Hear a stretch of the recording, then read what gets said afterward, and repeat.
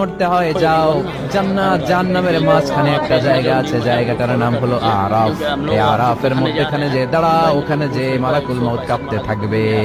মালাকুল মউত বলবে, আল্লাহ সৃষ্টির শুরুতে যদি জানতাম সবাইকে মৃত্যু দান করার পরে, রূহ কবজ করার পরে আমাকেও মরতে হবে, তাহলে এই কঠিন দায়িত্বের ব্যাপারে আপনার কাছে ক্ষমা চাইতাম।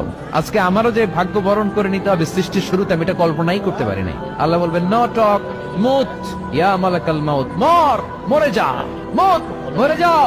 বলার সাথে সাথে মালাকুল মউত এক বিকট চিৎকার হাঁকিয়ে মরে যাবে।